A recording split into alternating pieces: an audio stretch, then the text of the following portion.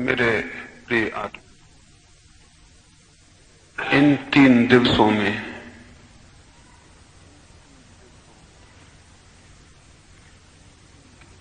बहुत प्रेम की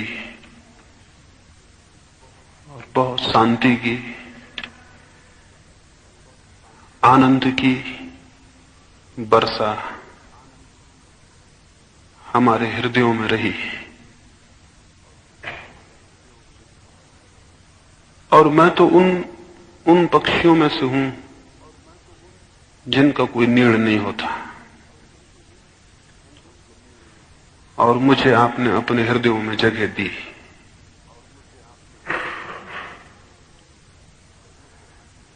मेरे विचारों को और मेरे हृदय से निकले हुए उद्गारों को आपने चाहा, उन्हें मौन से सुना, उनको समझने की कोशिश की और उनके प्रति बहुत प्रेम प्रकट किया। उस सब के लिए मैं अनुग्रहित हूं। आपकी आंखों में, आपकी खुशी में और आपकी खुशी में आ गए आंसुओं में मुझे जो दिखाई पड़ा उसके लिए भी अनुग्रहित हूं। मैं बहुत आनंदित हुआ,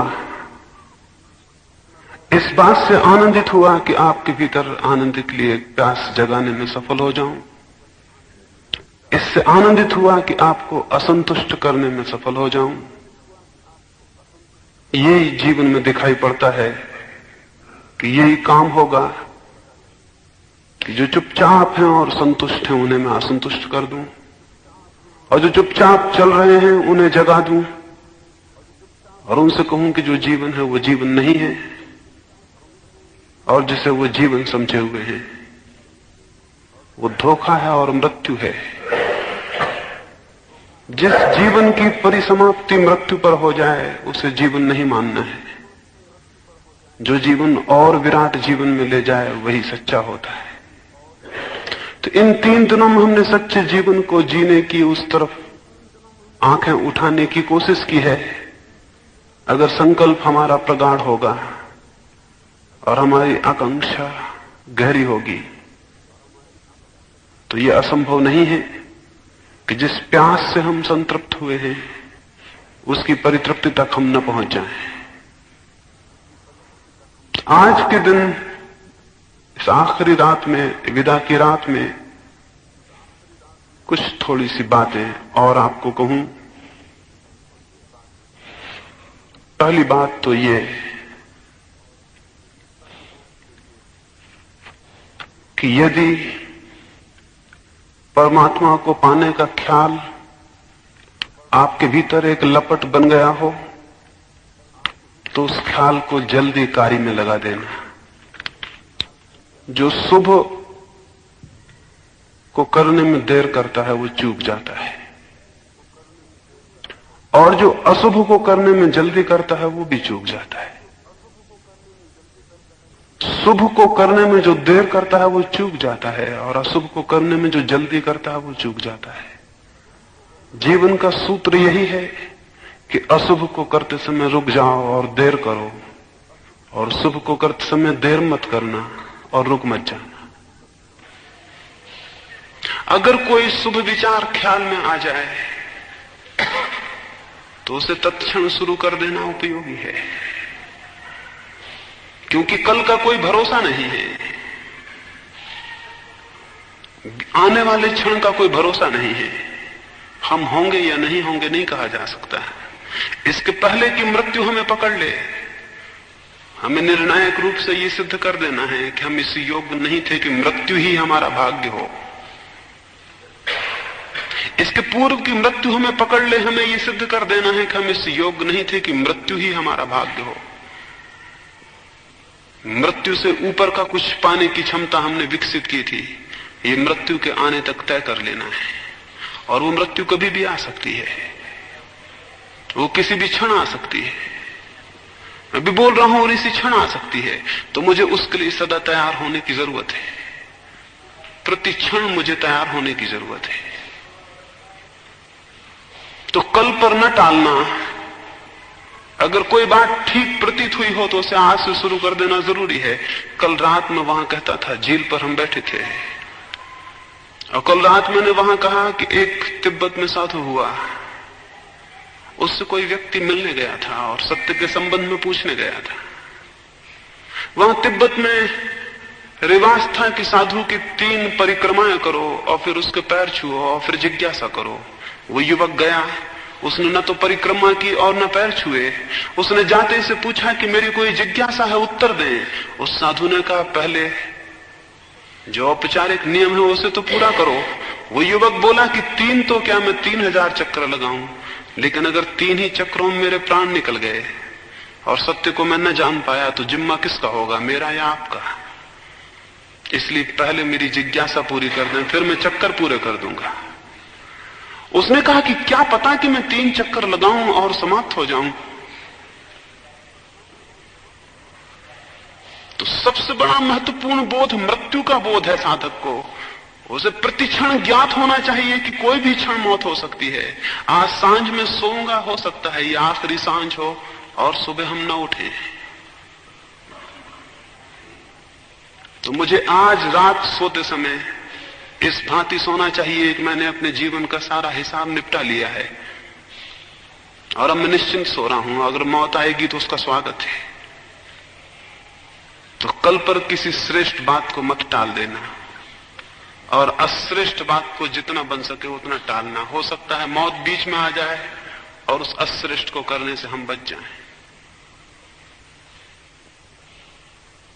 अगर कोई बुराई करने का मन हो, उसे जितना बने उतना टाल देना। मौत को बहुत फासला नहीं है। अगर कोई आदमी कुछ बुराइयों को 10-20 साल टालने भर में सफल हो जाए तो जीवन परमात्मा हो सकता है। मौत का बहुत लंबा फासला नहीं है। थोड़े से वर्ष अगर बुराइयां टालने में कोई सफल हो जाए तो जीवन शुद्ध हो सकता है। और मौत का कोई फासला नहीं है। जो शुभ को ठहराए रखेगा देर तक, उसके जीवन में कुछ उपलब्ध ना होगा। इसलिए शुभ को करने में जितनी शीघ्रता हो उसका स्मरण दिलाना चाहता हूं। और अगर कोई बात शुभ मालूम हुई हो तो उसे शुरू ही कर देना। ये मत सोचना कि कल करेंगे। जो आदमी सोचता है कल करेंगे, वो करना नहीं चाहता है। जो आदमी सोचता है कल करेंगे, वो करना नहीं चाहता है। कल करना टालने का एक उपाय है। अगर न करना हो तो उसका भी स्पष्ट बोध होना चाहिए कि मुझे नहीं करना है। वो अलग बात है, लेकिन कल पे टालना खतरनाक है। जो कल पे टालता है वो अक्सर हमेशा के लिए टाल देता है। जो कल पर छोड़ता है वो अक्सर हमेशा के लिए छोड़ देता है।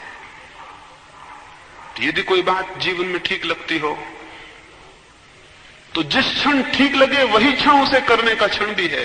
उसे उसी क्षण प्रारंभ कर देना है। तो इस बात को स्मरण रखेंगे कि शुभ को करने में शीघ्रता और अशुभ को करने में रुक जाना। और ये भी स्मरण रखेंगे कि शुभ को साधने के, सत्य को साधने के जो सूत्र मैंने कहे, वे सूत्र कोई बौद्धिक सिद्धांत की बातें नहीं थे। यानी मुझे कोई रस नहीं है कि मैं कोई सिद्धांत आपको समझाऊं। कोई एकेडमिक रस मेरे मन में नहीं है। वे मैंने इसलिए कहे हैं कि अगर आप करने को राजी हो जाएं, अगर आप उन सूत्रों को करने को राजी हो जाएं, तो वे सूत्र आपके लिए कुछ करेंगे। अगर आप उनको करने को राजी हुए तो वे सूत्र आपके लिए कुछ करेंगे। और अगर आपने उनको उपयोग किया तो वे सूत्र आपको परिवर्तित कर देंगे। वे सूत्र बहुत जीवित हैं। वे जीवित अग्नि की तरह हैं। अगर थोड़ा ही उसे जगाया तो आप नए व्यक्ति का अपने भीतर जन्म अनुभव कर सकते हैं। एक जन्म हमें मां बाप से मिलता है, वो कोई जन्म नहीं है। वो एक और नई मृत्यु का आगमन है। वो एक और चक्कर है जिसमें अंत में मृत्यु आएगी। वो कोई जन्म नहीं है, वो केवल एक और नए शरीर का धारण है। एक और भी जन्म है जो मां बाप से नहीं मिलता, जो साधना से मिलता है। वही वास्तविक जन्म है। उसी को पाके व्यक्ति द्विज होता है, दोबारा जन्म पाता है। वो जन्म प्रत्येक को स्वयं देना होता है, अपने को देना होता है। तो तब तक शांति और चैन अनुभव न करें जब तक कि आप अपने भीतर दूसरे जन्म को उपलब्ध ना हो जाए। तब तक आपके भीतर कोई भी शक्ति व्यर्थ ना पड़ी रहे, सारी शक्तियों को इकट्ठा कर लें और संलग्न हो जाएं। तो जो थोड़े से सूत्र मैंने कहे हैं, अगर श्रम पूर्वक और संकल्प पूर्वक उन पर काम किया तो आप बहुत जल्दी पाएंगे कि आपके भीतर एक नए व्यक्ति का जन्म हो रहा है, एक बिल्कुल अभिनव व्यक्ति का जन्म। और जिस मात्रा में आपके भीतर नए व्यक्ति का जन्म होगा, उसी मात्रा में ये दुनिया नई हो जाती है, दूसरी हो जाती है। बहुत आनंद है इस जगत में, और बहुत आलोक है और बहुत सौंदर्य है। काश हमारे पास देखने की आंखें हों और ग्रहण करने वाला हृदय हो, तो वो ग्रहण करने वाला हृदय और देखने वाली आंख पैदा हो सकती है। उसके लिए ही 3 दिन बहुत सी बातें आपसे कहा हूं। एक अर्थ में वे बातें बहुत सी नहीं भी हैं, थोड़ी ही हैं। 2 ही बातें कहा हूं, जीवन शुद्ध हो और चित्त शून्य हो। 2 ही बातें कहा हूं, जीवन शुद्ध हो और चित्त शून्य हो। एक ही बात कहा हूं, यूं तो चित्त शून्य हो, जीवन की शुद्धि उसकी भूमिका मात्र है।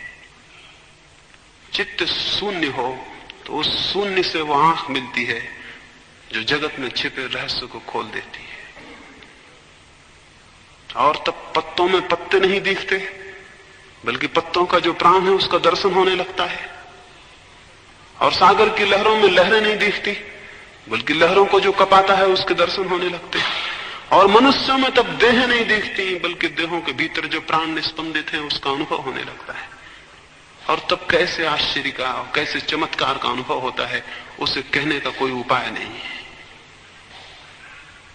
उस रहस्य के लिए आमंत्रित किया है और आवाहन किया है, और उस रहस्य तक पहुंचने की छोटे से सूत्र आपको कहे हैं। वे सूत्र सनातन हैं, वे सूत्र मेरे या किसी और के नहीं हैं। वे सूत्र सनातन हैं, और जब से मनुष्य है और जब से मनुष्य में दिव्य की जिज्ञासा है, तब से सक्रिय है। उन सूत्रों का किसी धर्म से कोई वास्ता नहीं है, किसी ग्रंथ से कोई वास्ता नहीं है। वे शाश्वत हैं। और जब कोई ग्रंथ ना थे और कोई धर्म ना थे, तब भी वे थे। और अगर कल सारे धर्म ग्रंथ नष्ट हो जाएं और सारे मंदिर मस्जिद गिर जाएं, तब भी वे होंगे। धर्म शाश्वत है, संप्रदाय बनते हैं और मिट जाते हैं। धर्म शाश्वत है, शास्त्र बनते हैं और मिट जाते हैं। धर्म शास्त्र शाश्वत है, तीर्थंकर और पैगंबर पैदा होते हैं और विलीन हो जाते हैं। ये हो सकता है एक वक्त आए कि हम भूल जाएं कि कभी कृष्ण हुए, महावीर हुए, क्राइस्ट हुए, बुद्ध हुए, लेकिन धर्म नष्ट नहीं होगा। धर्म तब तक नष्ट नहीं होगा जब तक मनुष्य के भीतर आनंद की प्यास और जिज्ञासा है, जब तक मनुष्य दुख से ऊपर उठना चाहता है। यदि आप दुखी हैं, यदि आपको बोध होता है कि दुख है, तो उस दुख को झेलते मत चले जाइए, उस दुख को सहते मत चले जाइए। उस दुख के विरोध में खड़े होइए, उस दुख को विसर्जित करने का उपाय करिए। साधारण मनुष्य दुख को पाकर जो काम करता है वो, और साधक जो काम करता है वो, दोनों में बहुत थोड़ा सा भेद है। जब साधारण व्यक्ति के सामने दुख खड़ा होता है तो वो दुख को भुलाने का उपाय करता है, और जब साधक के सामने दुख खड़ा होता है तो वो दुख को मिटाने का उपाय करता है। दुनिया में 2 ही तरह के लोग हैं, एक वे लोग जो दुख को भुलाने का उपाय कर रहे हैं, और एक वे लोग जो दुख को मिटाने का उपाय कर रहे हैं। परमात्मा करे आप पहली पंक्ति में ना रहें और दूसरी पंक्ति में आ जाएं। दुख को भुलाने का उपाय एक तरह की मूर्छा है। आप 24 घंटे दुख को भुलाने का उपाय कर रहे हैं। आप लोगों से बातें कर रहे हैं, या संगीत सुन रहे हैं, या शराब पी रहे हैं, या ताश खेल रहे हैं, या जुए में लगे हुए हैं, या किसी और उपद्रव में लगे हुए हैं जहां कि अपने को भूल जाएं, ताकि आपको स्मरण ना आए कि भीतर बहुत दुख है। हम 24 घंटे अपने को भुलाने के उपाय में लगे हुए हैं। हम नहीं चाहते कि दुख दिखाई पड़े। अगर हमें दुख दिखाई पड़ेगा तो हम घबरा जाएंगे, तो हम दुख को भुलाने के और विलीन करने के उपाय में लगे हुए हैं। दुख भुलाने से मिटता नहीं है, दुख भुलाने से मिटता नहीं है, कोई घाव छिपा लेने से मिटता नहीं है, और अच्छे कपड़ों से ढांक लेने से कोई अंतर नहीं पड़ता है, वरन अच्छे कपड़ों से ढांक लेने से और घातक और विषाक्त हो जाता है। तो घावों को छिपाए ना, उन्हें उघाड़ लें और अपने दुख का साक्षात करें और उसे भुलाएं मत, उसे उघाड़ें और जानें और उसे मिटाने के उपाय में संलग्न हो। वे ही लोग जीवन के रहस्य को जान पाएंगे जो दुख को मिटाने में लगते हैं, दुख को भुलाने में नहीं। और मैंने कहा दो ही तरह के लोग हैं, उन लोगों को मैं धार्मिक कहता हूं जो दुख को मिटाने का उपाय खोज रहे हैं, और उन लोगों को अधार्मिक कहता हूं जो दुख को भुलाने का उपाय खोज रहे हैं। आप स्मरण करें कि आप क्या कर रहे हैं, दुख को भुलाने का उपाय खोज रहे हैं। क्या आप सोचते हैं अगर आपके सारे उपाय छीन लिए जाएं तो आप बहुत दुखी नहीं हो जाएंगे? एक राजा को ऐसा एक बार हुआ, उसके एक वजीर ने, उसके एक मंत्री ने उसको कहा कि अगर किसी आदमी को हम बिल्कुल अकेला बंद कर दें तो वो 3 महीने में पागल हो जाएगा। राजा ने कहा कैसे हो जाएगा? हम उसे अच्छे खाने की व्यवस्था देंगे, अच्छे वस्त्र देंगे, फिर भी? उस वजीर ने कहा वो हो जाएगा। क्यों? क्योंकि वो उस अकेलेपन में अपने दुख को ना भुला सकेगा। राजा ने कहा हम देखेंगे। और गांव में जो सबसे स्वस्थ आदमी हो, सबसे युवा और सबसे प्रसन्न, उसको पकड़ लिया जाए। गांव में एक युवक था जिसके सौंदर्य की, जिसके स्वास्थ्य की चर्चा थी। उस युवक को पकड़ लिया गया और उसे एक कोठरी में बंद कर दिया गया। उसे सारी सुख सुविधा दी गई, अच्छा भोजन, अच्छे वस्त्र, लेकिन उसे समय को भुलाने का कोई उपाय नहीं दिया गया। वो खाली दीवाने और कमरा, और पहरे पर जो आदमी था वो भी ऐसा रखा कि उसकी भाषा ना समझे। उसे रोटी पहुंचा दी जाती, भोजन पहुंचा दिया जाता, पानी पहुंचा दिया जाता, और वो बंद था। 1-2 दिन वो बहुत चिल्लाया कि मुझे क्यों बंद किया गया है। उसने बहुत हाथ पैर फटकारे, 1-2 दिन उसने खाना भी नहीं खाया, लेकिन धीरे धीरे खाना भी खाने लगा और उसने चिल्लाना भी बंद कर दिया। 5-7 दिन के बाद देखा गया कि वो आदमी बैठा हुआ अकेले अपने से बातें कर रहा है। वजीर ने उस बादशाह को खिड़की से दिखलाया, देखते अब वो भुलाने का अंतिम उपाय कर रहा है, अपने से बातें कर रहा है। जब आप कोई नहीं होता आपके पास तो आप अपने से बातें करने लगते हैं, और जैसे जैसे लोग वृद्ध होने लगते हैं वो बहुत अपने से बातें करने लगते हैं। युवा होते तब तक उनके ओंठ भी बंद होते हैं, जब वो वृद्ध होने लगते हैं तो उनके ओंठ भी फड़कने लगते हैं, वो अपने से बातें करते। रास्तों पर चलते हुए लोग आपने देखे होंगे, वे क्या कर रहे हैं? अपने को भुलाने का उपाय कर रहे हैं। वो बहुत 3 माह तक युवक बंद था। 3 महीने के बाद जब उसे निकाला गया वो पागल हो चुका था। पागल का मतलब क्या है? पागल का मतलब है उसने अपने को भुलाने के लिए एक बिल्कुल काल्पनिक दुनिया खड़ी कर ली थी। मित्र थे, दुश्मन थे, उनसे लड़ता था, बातें करता था। पागल का मतलब क्या है? असली दुनिया उपलब्ध ना थी वहां, किससे लड़े, किससे बोले, किसके साथ बातें करे, तो उसने एक काल्पनिक दुनिया खड़ी कर ली थी। अब उसे इस दुनिया से कोई मतलब ना था, अब उसकी अपनी एक दुनिया थी, उसमें वो अपने को भूल गया था।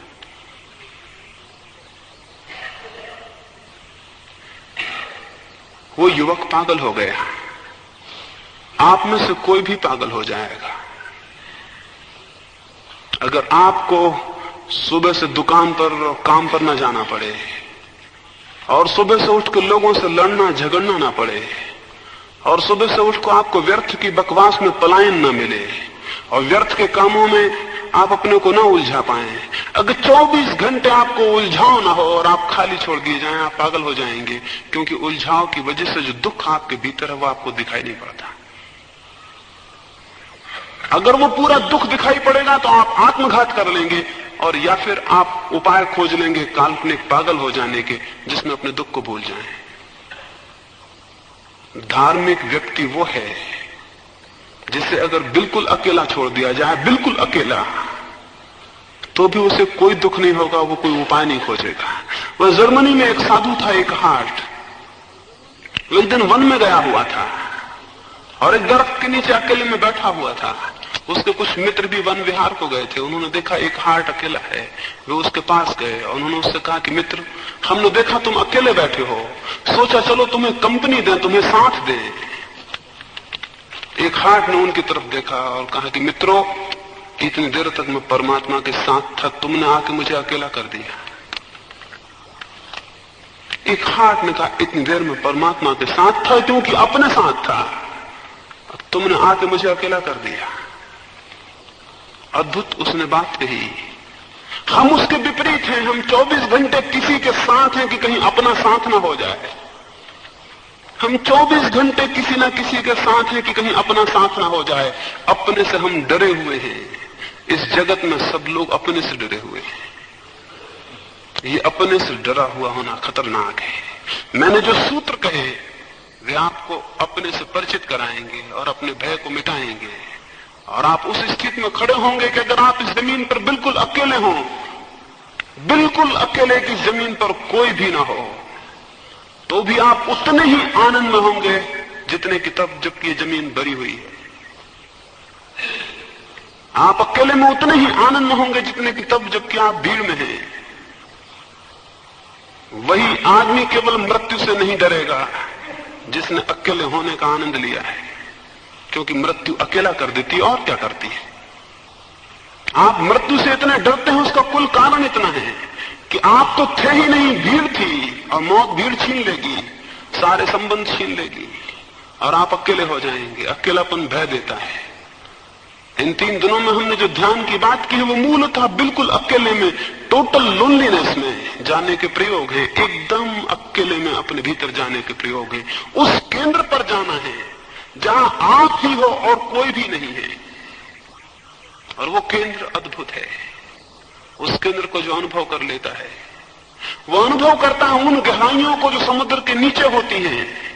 हम केवल समुद्र की लहरों पर तैर रहे हैं और हमें पता नहीं कि इन लहरों के नीचे अनंत गहराइयां छिपी हुई हैं, जहां कभी कोई लहर नहीं गई, जहां कभी किसी लहर ने कोई प्रवेश नहीं किया है। अपने ही भीतर बहुत गहराइयां हैं अकेलेपन में। जितने आप दूसरे लोगों से दूर होकर अकेले में चलेंगे, अपने में चलेंगे, दूसरों को छोड़ेंगे और स्वयं में चलेंगे, उतनी ही ज्यादा गहराई में,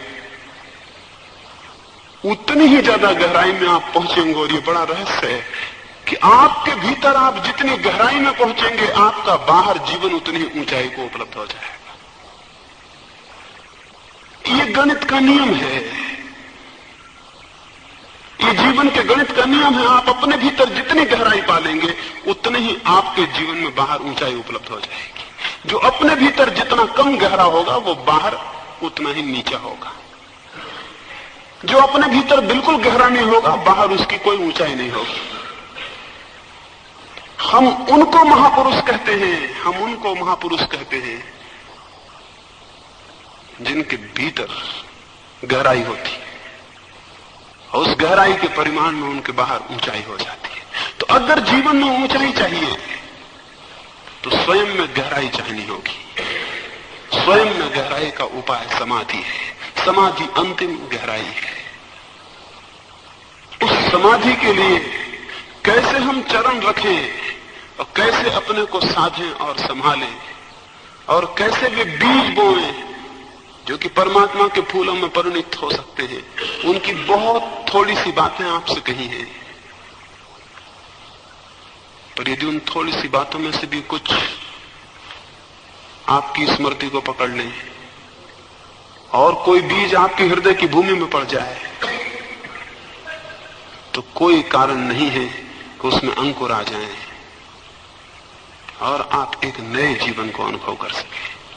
जिस जीवन को आप जीते रहे हैं, उसे वैसा ही जिए जाने की आकांक्षा को छोड़ दें। उसमें कोई अर्थ नहीं है।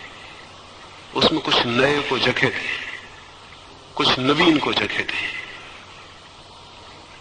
जैसे आप जीते रहे हैं, अगर वैसे ही जीते जाएंगे तो सिवाय मृत्यु के और कोई परिणाम नहीं होगा।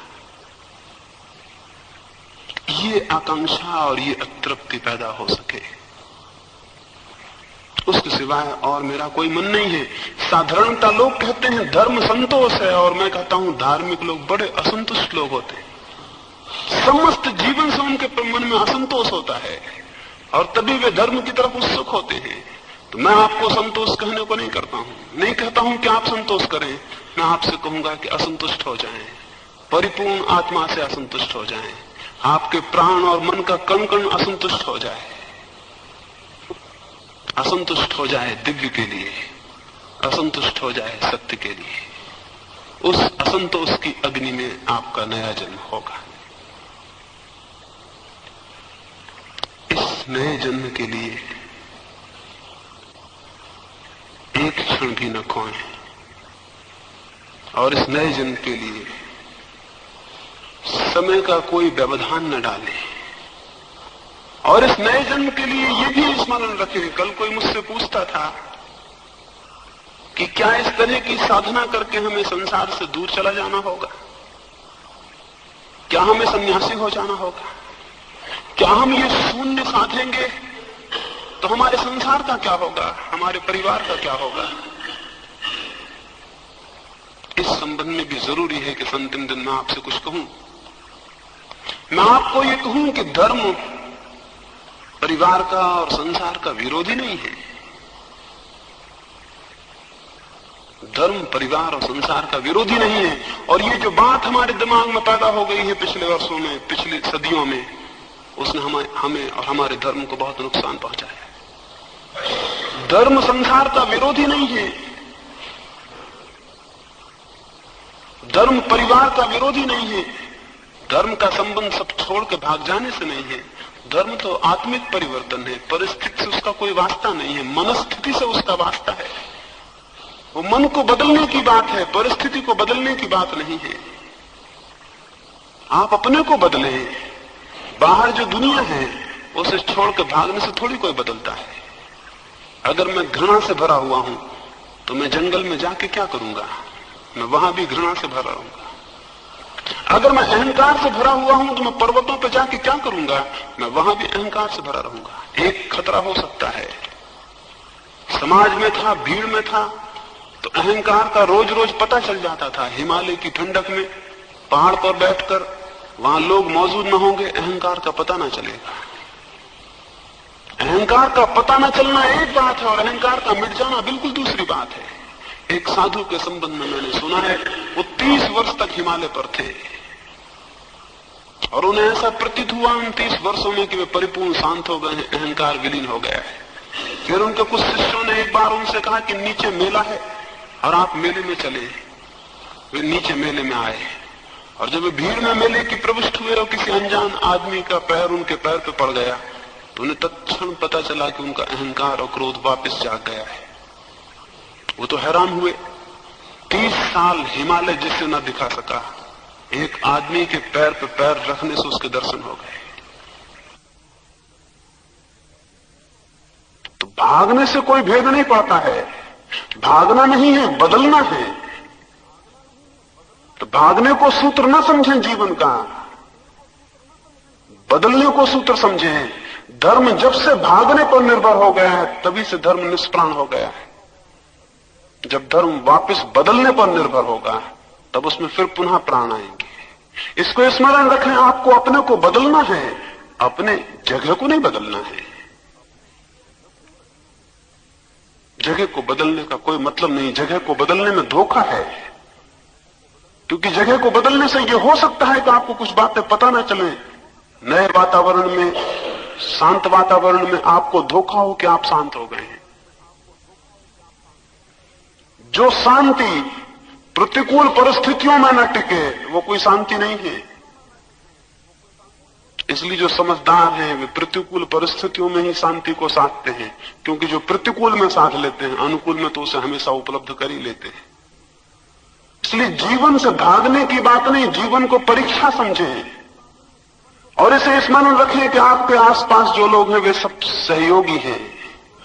वो आदमी भी आपका सहयोगी है जो सुबह आपको गाली दे जाए, उसने एक मौका दिया है आपको, चाहे तो अपने भीतर प्रेम को साध सकते हैं। वो आदमी आपका सहयोगी है जो आप पर क्रोध को प्रकट करे, वो आदमी आपका सहयोगी है जो आपकी निंदा कर जाए, वो आदमी आपका सहयोगी है जो आप पर कीचड़ उछालता हो, वो आदमी भी आपका सहयोगी है जो आपके रास्ते पर कांटे बिछा दे, क्योंकि वो भी एक मौका है और परीक्षा है। और चाहें और उसे पार हो जाएं तो आपके मन में उसके प्रति इतना ऋण होगा जिसका हिसाब नहीं। साधु जो नहीं सिखा सकते हैं इस जगत में शत्रु सिखा सकते हैं। मैं पुनः कहूं, साधु जो नहीं सिखा सकते हैं इस जगत में शत्रु सिखा सकते हैं। अगर आप सजग हैं और सीखने की समझ है तो आप जिंदगी के हर पत्थर को सीढ़ी बना सकते हैं, और नहीं तो ना समझ सीढ़ियों को भी पत्थर समझ लेते हैं और उनसे ही रुक जाते हैं। अन्यथा हर पत्थर सीढ़ी हो सकता है अगर समझ हो। अगर समझ हो तो हर पत्थर सीढ़ी हो सकता है। इसे थोड़ा विचार करें। आपको अपने घर में, परिवार में जो जो बातें पत्थर मालूम होती हों कि इनकी वजह से मैं शांत नहीं हो पाता, उन्हीं को साधना का केंद्र बनाएं और देखें कि वही आपको शांत होने में सहयोगी हो जाएंगी। कौन सी बात आपको नहीं बनाती? परिवार में क्या अड़चन है? कौन सी बात आपको रोकती है? जो बात आपको रोकती हो जरा विचार करें। क्या कोई रास्ता उसे सीढ़ी बनाने का हो सकता है? बराबर रास्ते हो सकते हैं। और अगर विचार करेंगे और विवेक करेंगे तो रास्ता दिखाई पड़ेगा। कौन सा कारण है जो आपको कहता है कि परिवार छोड़ें तब आप शांत होंगे और सत्य को उपलब्ध होंगे? कोई भी वास्तविक कारण नहीं है। अपने जीवन को, अपने चित्त को ठीक से समझें और अपने आसपास की पूरी परिस्थितियों का उपयोग करें। हम क्या करते हैं? परिस्थितियों का उपयोग नहीं करते, बल्कि परिस्थितियां ही हमारा उपयोग कर लेती हैं। हम पूरे जीवन इसलिए घाटे में रह जाते हैं कि हम परिस्थितियों का उपयोग नहीं करते, परिस्थितियां हमारा उपयोग कर लेती हैं। और हम घाटे में इसलिए रह जाते हैं कि हम केवल प्रतिकर्म करते रहते हैं, रिएक्शंस करते रहते हैं, हम कोई कर्म कभी नहीं करते। आपने मुझे गाली दी तो मैं तत्क्षण उससे बजनी गाली आपको दे के बैठा रहूंगा। आपने मुझे एक गाली दी, मैं उससे बजनी गाली या 2 गालियां आपको दूंगा, और मैं ये ना सोचूंगा कि ये मैंने केवल एक प्रतिकर्म किया, एक रिएक्शन किया। एक गाली दी गई थी, मैंने 2 लौटा दी है। ये कोई कर्म नहीं है। आप अगर अपने 24 घंटे के जीवन को देखें तो आप पाएंगे उसमें सब प्रतिकर्म हो रहे हैं। कोई कुछ कर रहा है, आप उसके उत्तर में कुछ कर रहे हैं। मैं आपसे पूछूं, आप ऐसा भी कुछ कर रहे हैं क्या जो किसी का उत्तर नहीं है? कोई काम आप ऐसा भी कर रहे हैं क्या जो किसी का उत्तर नहीं है? जो किसी का उत्तर ना हो, जो किसी के कारण रिएक्शन में पैदा ना हुआ हो, जो प्रतिक्रिया ना हो, वो कर्म है। और वो कर्म ही साधना है। इसको जरा विचार करेंगे तो आप देखेंगे कि आप 24 घंटे प्रतिकर्म कर रहे हैं। दूसरे कुछ कर रहे हैं, उनके उत्तर में आप कुछ कर रहे हैं। आपने कुछ किया है अभी तक जो सिर्फ आपने किया हो, जो आपसे पैदा हुआ और आपसे आया हो, उसे थोड़ा देखें और उसे साधें तो ठीक परिवार में और घर के बीच और संसार के बीच सन्यास फलित होता है। सन्यास संसार का विरोध नहीं, संसार की शुद्धि है। अगर संसार में आप शुद्ध होते चले जाएं, एक दिन आप पाएंगे कि आप सन्यासी हो गए हैं। सन्यासी होना कोई वेश परिवर्तन नहीं है कि हमने कपड़े बदल लिए और हम सन्यासी हो गए, कि हमने इस ढंग को बदल के उस ढंग के हो गए तो सन्यासी हो गए। सन्यास तो पूरे अंतस का परिवर्तन है, एक विकास है। सन्यास एक ग्रोथ है, बड़ी आहिस्ता, बहुत आहिस्ता एक विकास है। अगर कोई व्यक्ति ठीक से अपने जीवन का उपयोग करे, जैसी भी परिस्थितियां उनका उपयोग करे, तो क्रमिक रूप से धीरे धीरे पाएगा उसके भीतर सन्यासी का जन्म हो रहा। वृत्तियों पर विचार करने का, वृत्तियों को शुद्ध और शून्य करने की बात है। देखें अपने भीतर आपकी कौन सी वृत्तियां हैं जो आपको संसारी बनाए हुए हैं। स्मरण रखें, कोई दूसरे लोग आपको संसारी नहीं बनाए हुए हैं। मैं जिस घर में हूं उस घर में मेरे पिता मुझे संसारी नहीं बनाए हुए हैं। मेरे पिता मुझे कैसे बनाएंगे? मेरा पिता के प्रति जो मोह होगा वो बना सकता है। आप जिस घर में हैं, आपकी पत्नी आपको संसारी कैसे बनाएगी? पत्नी के प्रति आपके जो भाव होंगे वे आपको संसारी बनाए हुए हैं। पत्नी को छोड़ के भागने से क्या होगा? वे भाव तो आपके साथ चले जाएंगे। कोई भावों को छोड़ के नहीं भाग सकता कहीं। अगर भावों को छोड़ के हम भाग सकते, दुनिया बड़ी बड़ी आसान हो जाती। आप भागते हैं, जैसे छाया आपके पीछे जाती है, वैसे आपका सारे भाव आपके साथ चले जाते हैं। वे दूसरी जगह नया आरोपण कर लेंगे और आप दूसरी जगह नई गृहस्थी बना लेंगे। बड़े से बड़े सन्यासी बड़ी बड़ी गृहस्थियां बना लेते हैं, उनकी गृहस्थियां बन जाती हैं और उनके मोह पैदा हो जाते हैं और उनकी आसक्तियां बन जाती हैं और उनके सुख दुख हो जाते हैं, क्योंकि वे उन भावों को साथ ले आए थे। वे नई जगह खड़े हो जाएंगे। इससे कोई भेद नहीं पड़ता, आदमी बदल जाएंगे, चीजें वही रहेंगी। तो मैं आपको ये नहीं कहता कि आप चीजों को छोड़ के भाग जाएं, मैं आपको कहता हूं आप भावों को छोड़ दें। चीजें जहां हैं वे वहीं होंगी, भाव बीच से गिर जाएंगे और आप मुक्त हो जाएंगे। जापान में एक राजा हुआ। उस राजा के गांव के बाहर ही एक सन्यासी बहुत दिन तक रहता था। वो एक झाड़ के नीचे पड़ा रहता। अद्भुत सन्यासी था। बड़ी उसकी गौरव गरिमा थी, बड़ी उसकी ज्योति थी, बड़ा उसका प्रकाश था, बड़े उसके जीवन में सुगंध थी। वो राजा भी उस आकर्षण से खिंचा हुआ धीरे धीरे उसके पास पहुंचा। उसने उसे अनेक दिन वहां पड़े देखा, अनेक बार उसके चरणों में जाके बैठा। उसका प्रभाव उस पर घना होता गया और एक दिन उसने उससे कहा, क्या अच्छा ना हो कि इस झाड़ को छोड़ दें और मेरे साथ महल में चले? तो सन्यासी ने कहा, जैसा मन चाहे वहीं चल सकते हैं। राजा थोड़ा हैरान हुआ, इतने दिन के आदर को थोड़ा धक्का लगा।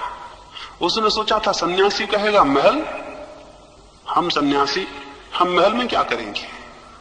सन्यासी की बंधी भाषा यही है।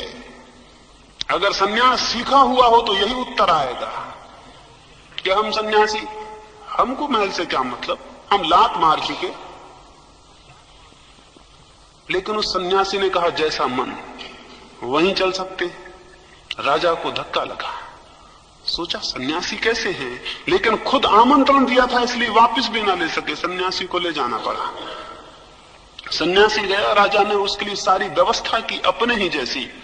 सन्यासी मौत से उसमें रहने भी लगा। उसे बड़े तख्त बिछाए गए, उन पर वो सोया, बड़े कालीन बिछाए गए, उन पर वो चला, बड़े सुस्वादु भोजन दिए गए, उनको उसने किया। राजा का तो संदेह ना रहा, निश्चित हो गया। राजा को लगा ये कैसा सन्यासी है, एक बार भी इसने ना कहा कि इन गद्दों पर हम ना सो सकेंगे, हम तो फट्टों पर ही सोते हैं। एक बार भी इसने ना कहा कि इतनी ऊंची चीजें हम ना खा सकेंगे, हम तो रूखा सूखा खाते हैं। राजा को बड़ा मुश्किल पड़ने लगा उसका रहना। 2-4-10 दिन ही बीते कि उसने उससे कहा कि क्षमा करें, मन में मेरे एक संदेह होता है। उस सन्यासी ने कहा, अब क्या होता है? वो उसी दिन हो गया था। उस सन्यासी ने कहा, अब क्या होता है? वो उसी दिन हो गया था। फिर भी कहें क्या संदेह है? राजा ने कहा, संदेह ये होता है कि आप कैसे सन्यासी हैं और मुझ संसारी में और आप सन्यासी में फर्क क्या है? उस सन्यासी ने कहा, अगर फर्क देखना है तो मेरे साथ गांव के बाहर चलो। राजा ने कहा, मैं तो जानना चाहता हूं। संदेह से मन बड़ा व्यथित है, मेरी नींद तक खराब हो गई है। आप झाड़ के नीचे थे तो अच्छा था, मेरे मन में आदर था, और आप यहां महल में हैं तो मेरा तो आदर चला गया। वो सन्यासी राजा को लेकर गांव के बाहर गया। जब नदी पार हुई, जो कि सीमा थी गांव की, वे उस तरफ हुए तो उस राजा ने कहा, बोले। उस सन्यासी ने कहा, और थोड़ा आगे चले। धूप बढ़ने लगी, दोपहर हो गई, सूरज ऊपर आ गया। उस राजा ने कहा, अब तो बता दें, अब तो बहुत आगे निकल आए। सन्यासी ने कहा, यही बताना है कि अब हम पीछे लौटने को नहीं, आगे ही जाते हैं, तुम साथ चलते हो? उस राजा ने कहा, मैं कैसे जा सकता हूं, पीछे मेरा परिवार है, मेरी पत्नी है, मेरा राज्य है। सन्यासी ने कहा, अगर फर्क दिखे तो देख लेना, हम आगे जाते हैं और पीछे हमारा कुछ भी नहीं है। और जब हम उस तुम्हारे महल में थे तब भी हम तुम्हारे महल में थे, लेकिन तुम्हारा महल हमारे भीतर नहीं था। हम तुम्हारे महल के भीतर थे, लेकिन तुम्हारा महल हमारे भीतर नहीं था।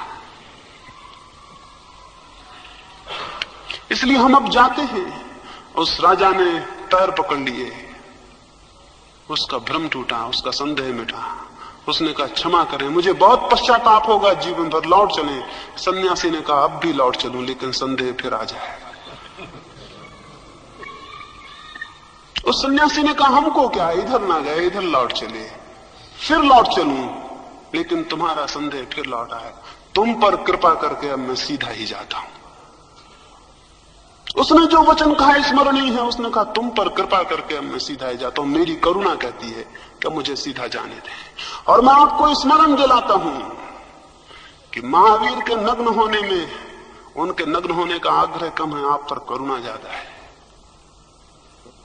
और सन्यासी का जंगल में पड़े रहने में, जो सच में सन्यासी है, उसका जंगल से मोह कम है, आप पर करुणा ज्यादा है। और नग्न द्वार द्वार भिक्षा मांगने में भिक्षा मांगने का आग्रह कम है, आप पर करुणा ज्यादा है। अन्यथा वो बिना भिक्षा मांगे आपके घर भी ले सकता है और बाहर सड़क पर पड़े रहने की बजाय महल में भी सो सकता है। सन्यासी को कोई भेद नहीं पड़ता है। हाँ, झूठे सन्यासी को पड़ता होगा, सन्यासी को कोई भेद नहीं पड़ता है। भेद इसलिए नहीं पड़ता है कि उसके चित्त में कुछ प्रविष्ट नहीं होता है। चीजें अपनी जगह हैं, महल की दीवारें अपनी जगह हैं, गद्दियां जिन पर हम बैठे हैं वे अपनी जगह हैं। वे अगर मेरे चित्त में प्रवेश ना करें तो मैं उनसे अछूता हूं और दूर हूं। तो आप जहां हैं उसे छोड़ने को मैं नहीं कहता हूं, आप जो हैं उसको बदलने को कहता हूं। आप जहां हैं वहां से भागने को नहीं कहता हूं। कमजोर भागते होंगे, आपको तो मैं बदलने को कहता हूं। और बदलना असली बात है। सजग हो अपने चित्त स्थिति के प्रति और उसे बदलने में लग जाएं। कोई एक बिंदु पकड़ने और उसे बदलने में लग जाएं। बूंद बूंद करके सागर भर सकता है। बूंद बूंद चल के परमात्मा उपलब्ध हो सकता है। एक एक बूंद चलें, ज्यादा चलने को नहीं कहता। एक एक बूंद चलें और बूंद बूंद चल के परमात्मा उपलब्ध हो सकता है। बहुत मत सोचें कि मेरी सामर्थ्य ज्यादा नहीं है, मैं कैसे पहुंचूंगा। कोई मुझसे कहता था कमजोर हैं हम, सामर्थ्य हमारी कम है, हम कैसे पहुंचेंगे। कितने ही कमजोर हों, एक कदम चलने योग सबकी सामर्थ्य है। और क्या मैं आपको पूछूं कि बड़े से बड़े समर्थ भी एक कदम से ज्यादा कभी एक बार में चले। बड़े से बड़े समर्थ भी एक कदम से ज्यादा एक बार में कभी नहीं चले। और एक कदम चलने योग सामर्थ्य सबकी है और सदा है। तो एक कदम चले और फिर एक कदम चले और फिर एक कदम चले। एक ही कदम चलना है सदा, पर एक ही कदम जो चलता चला जाता है वो अनंत फासले पूरे कर लेता है। और जो ये सोच के कि एक कदम चलने वाले हम कहां पहुंचेंगे रुक जाता है, वो कहीं भी नहीं पहुंच पाता है। तो उस एक कदम चलने के लिए मैं आमंत्रण देता हूं।